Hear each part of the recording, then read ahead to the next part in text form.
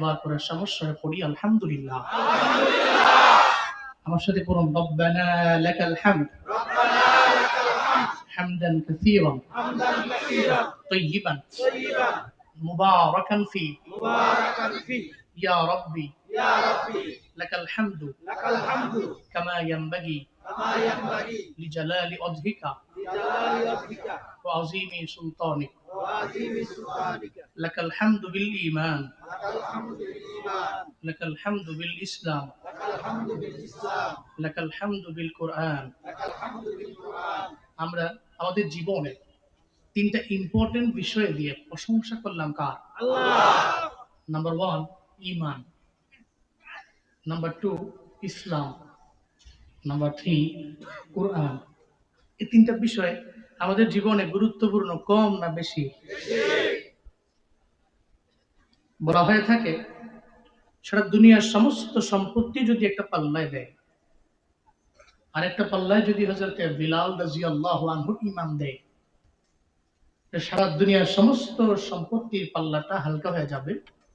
হযরত বিলাল রাদিয়াল্লাহু আনহুর আহাদ শব্দের যে ভারত্ব, এর ওজন ওই পাল্লাটা ভারী হয়ে যাবে। এই জন্য মুমিনের কাছে ঈমান দামি, কারণ এটা এমন এক জিনিস, এমন এক দৌলত, টাকা দিয়ে কেনাও যায় না, বিক্রিও করা যায় না। মুসলিমের কাছে তার ধর্ম দামি, ইসলাম বড্ড দামি। সারা দুনিয়ার সমস্ত রিলিজিয়ন একদিকে, ইসলাম তো আরেক দিকে। সমস্ত দুনিয়ার মোহ যদি তার সামনে এনে রিপ্রেজেন্ট করে, এরপরেও সে বলে আগে ধর্ম, পরে সব, আগে ঈমান, পরে সব, আগে আমার ইসলাম, পরে সব। কিন্তু নিজের আকলকে, নিজের বিবেককে বিলুপ করে দিয়ে দুনিয়ার মোহের কাছে যে ঈমান বিক্রি করে, সে তো মুনাফিক। ঠিক কিনা? যুগে যুগে বহু মুনাফিক ছিল যে তার আকলকে টাকার কাছে বিক্রি করে দিয়েছে, যে তার বিবেককে এটা অ্যামাউন্টের কাছে বিক্রি করেছে। এরা উলাইকা কাল আনআম বাল হুম আদল। এরা হচ্ছে চতুষ্পদ জন্তুর ন্যায়। বিবেক আছে, ও বুঝে না, ওর কান আছে শুনে না, ওর চোখ আছে ও সঠিক দেখতে পারে না, সে তো চতুষ্পদ জন্তুর ন্যায়। আল্লাহ কয় না, বাল হুম আদল, এর চাইতেও নিকৃষ্ট। এই জন্য আমরা সেই দলের নয়। আমরা আমাদের ঈমানকে, ইসলামকে বিক্রি করতে পারি না। সবার আগে ঈমান, সবার আগে ইসলাম। ঠিক কিনা?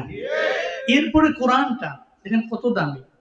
আমি যদি আপনার হাতে পৃথিবীর সমস্ত এক্সপেন্সিভ বুকস গুলো পারচেজ করে আপনাকে দিই, ধরেন আপনাকে দিলাম অনেক দামি বই, এর মাঝে কোরআনটাকেও দিলাম, বললাম এই টেবিলে আপনি সাজান, আপনি মুসলিম, আপনি জমিনের সমস্ত বইগুলোকে নিচে দিয়ে কোরআনটাকে উপরে দিবেন কেন? আপনার কাছে পৃথিবীর সমস্ত বইয়ের চাইতে কোরআন দামি। তাহলে ঈমান দামি, ইসলাম দামি, কোরআন দামি। এই তিনটা বিষয় দিয়ে আমরা প্রশংসা করেছি কার? আল্লাহ। মৃত্যু পর্যন্ত করবো কার? আল্লাহ। আল্লাহ তৌফিক দান করেন। আমিন। আরো জোরে আমিন।